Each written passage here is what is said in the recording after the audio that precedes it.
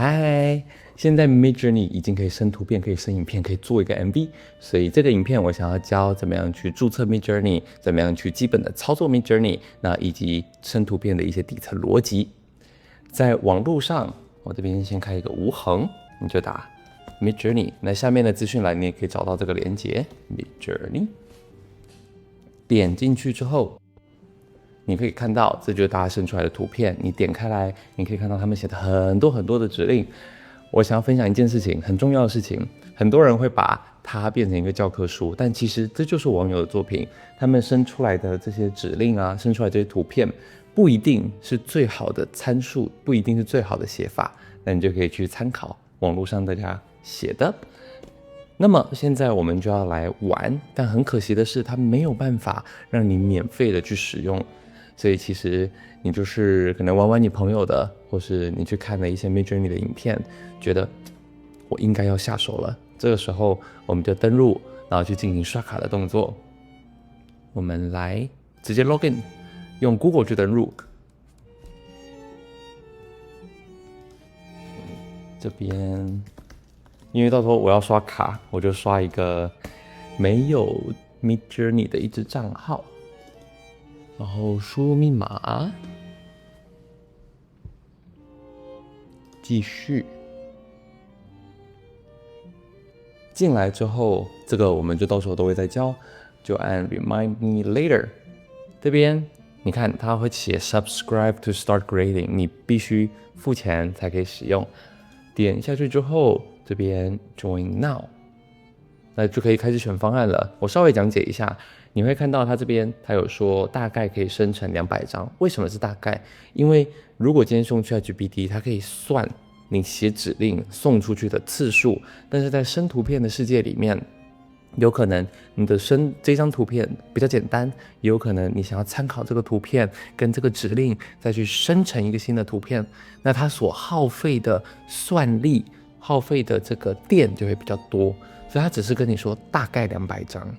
它不是一个精确的数字，它在这个里面呢，它的概念有点像 credits， 有点像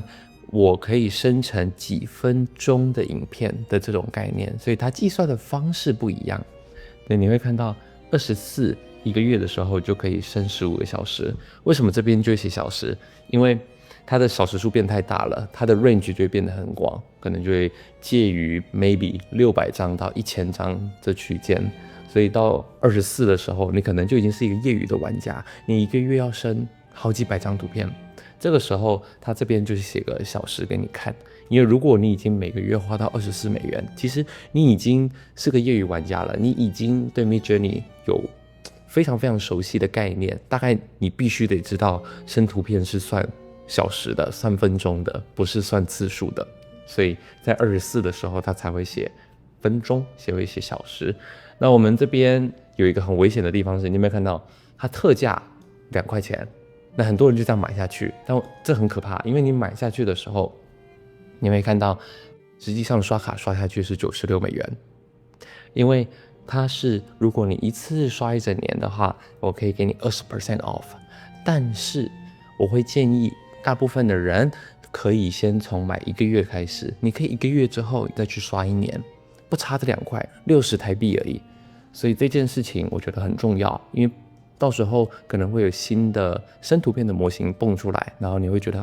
Midjourney 可能没有那么好用了，所以霸权可能会换。那这里我会建议你改成月 monthly billing， 那这个如果有 bug 的话，重新整理 monthly subscribe。好了之后，这边就打信箱 timothy@intheball.com， 然后这边的 payment 就看你想要怎么 pay， 这边基本上就走一个信用卡。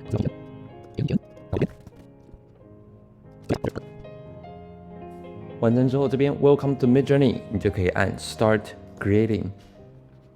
你就会看到上面 Subscribe to Continue 或是 To 生图片变成 What will you imagine， 就可以在这边生图片了。那生图片有一个底层逻辑是，如果今天你是用 ChatGPT 的话，你可能要说，请帮我生成一张什么什么狗。但是在 Midjourney 的世界里面，他没有看文章，他没有看人写的句子，他就是大量的图片。那这里你 What will you imagine？ 你就可以打一个狗。在生图片的时候，你要特别注意一件事情，指令不是越长越好，而是你要有一个主体出发，主体的背景、主体的风格、主体的拍摄的媒材下去，去慢慢的给它扩张上去。所以狗，你看，狗，那你有可能你不要背景是黑色的，你想要背景是白色的，你想要写实风格的，所以你可能就会是 white dog， 对不对？你把狗延展出来，可能 white background， 慢慢的把指令展开。如果你觉得英文比较难的话，你可以打开 ChatGPT，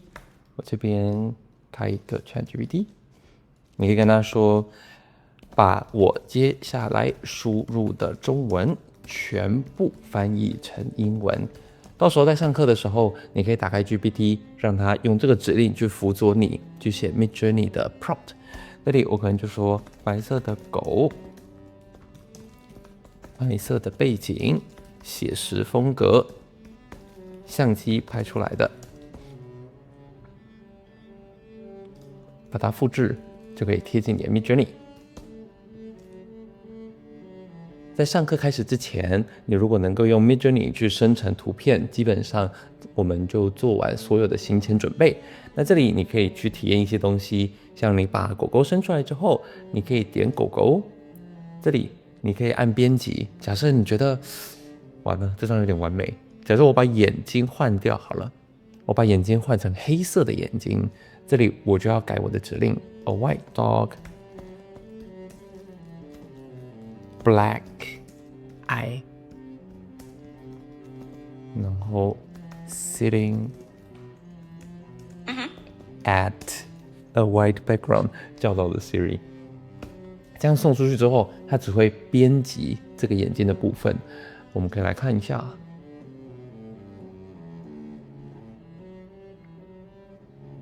刚刚它的眼睛是有这个外圈是棕色的，它就可以变成里面是黑色的。可以挑一个你喜欢的，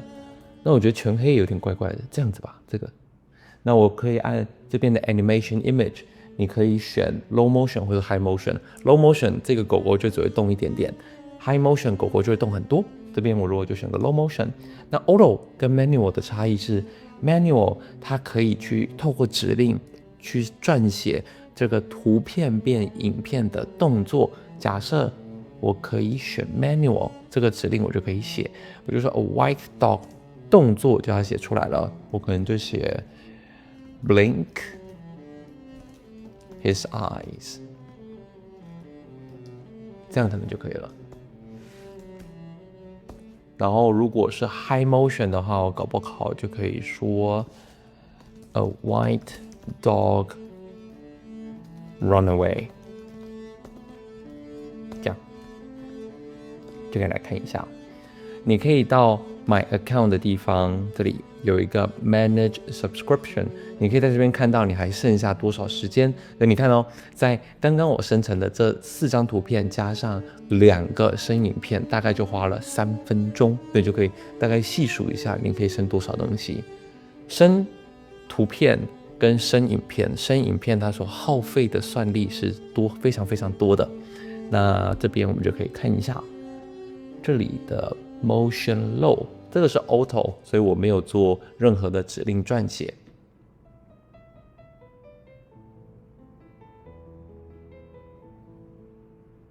这里多了奇怪的翅膀，我们来看这个，我是写眨眼，狗狗眨眼，那它应该就不会做其他事情，就只会眨眼。那在上课的时候，我们首先会教的就会是整个大生图环境的底层逻辑，是第1个章节。第2个章节我们会教，第2个章节我们会教这个 animate， 然后 image prompt、style reference 跟 character reference 这些东西，然后我们会教写这个指令的7大元素。那第3个章节就会讲生影片的一些 mega。那第4个章节，所有人就会在课程期间去做出一个 MV。以上就会是这一次的行前准备。那在上课之前，你可以准备的事情：加入学员群组，记得带水壶，记得睡饱，然后可能带一件外套，大概是这样。那我们就上课见。